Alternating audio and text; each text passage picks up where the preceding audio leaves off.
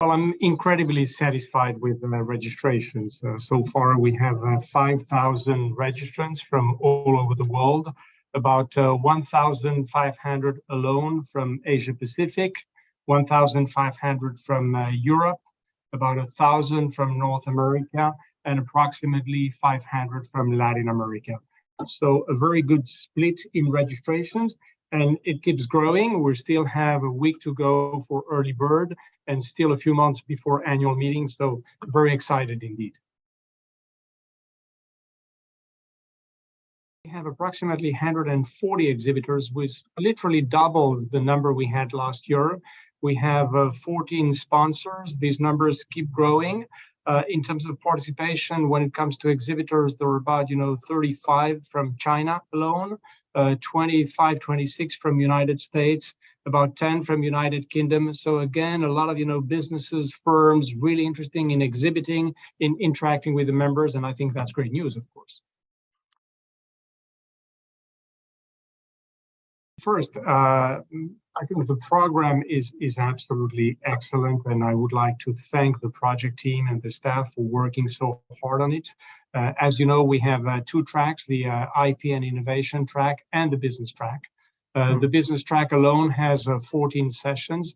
The IP and innovation track has 45 sessions, plus 10 sessions that are specifically dedicated to officials, to governments. Just to name a few of those sessions, we have the TM5 user meeting, we have the Madrid user meeting, the IP Office of the Future. We will be talking about the Trademark Modernization Act, and there is always a summary of case law from US, from Europe, from China, from India this time. So the program keeps growing. There is also a session on standard essential patents. So I really think that INTA keeps being forward-thinking in its approach, in its offering to the members. Well, officials and in particular IP offices participation is extremely important to INTA. IP offices are key to the success of IP protection.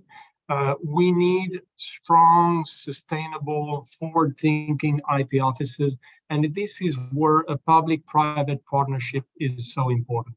So we always put a lot of attention into our programming for IP offices and officials. We expect approximately 250 officials from all around the world to attend the annual meeting. And so far, we already got confirmation from WIPO Director General, from the heads of IP offices of the TM5 offices, many heads of IP offices from Europe, from Asia, from Middle East and Africa.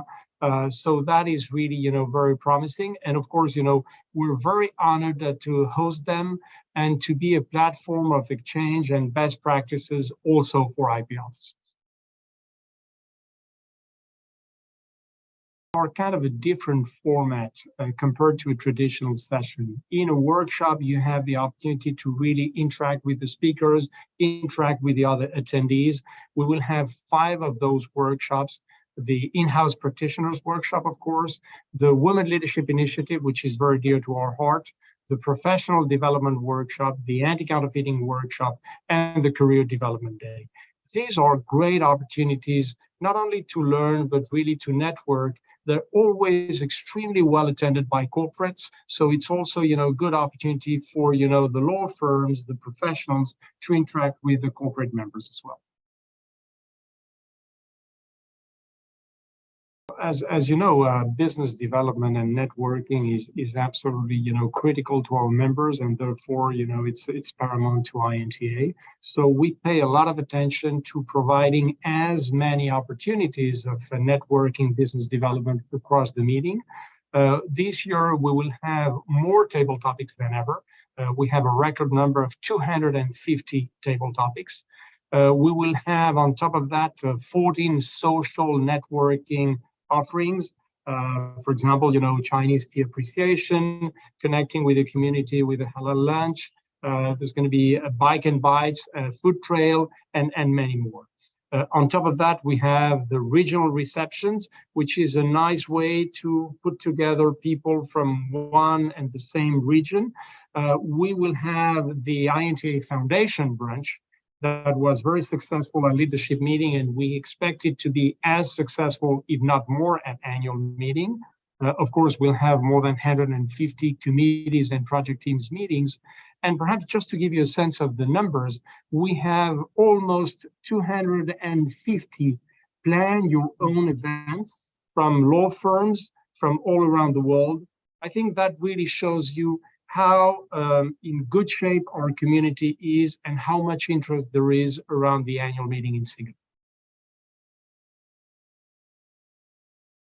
I think there are many reasons why INTA members and non-members should be registering for the annual meeting. The first and foremost is, of course, to benefit from the experience, which is quite unique. Second is really to enjoy the sessions, the committee work, and the business development opportunities.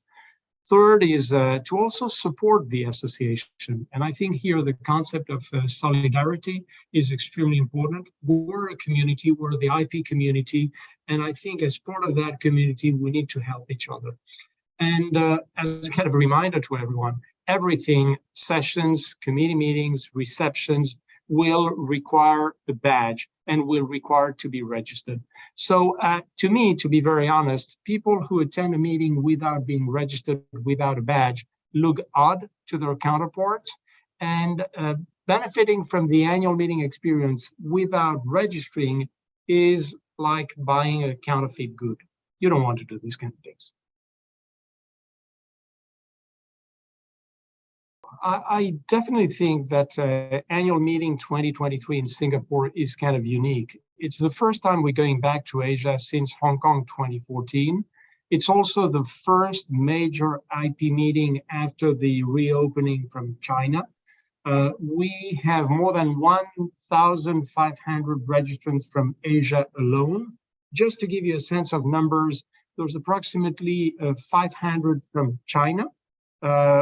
Whereas last year there were only 50 in total. We have approximately 250 from India, and we're seeing massive participation as well from Japan and Korea. So it's definitely a huge business opportunity. And more importantly, many of the corporations, firms that were not able to attend the annual meeting, at least since 2019, or who have never ever participated in an annual meeting, will be attending Singapore. So to me, it's a great opportunity.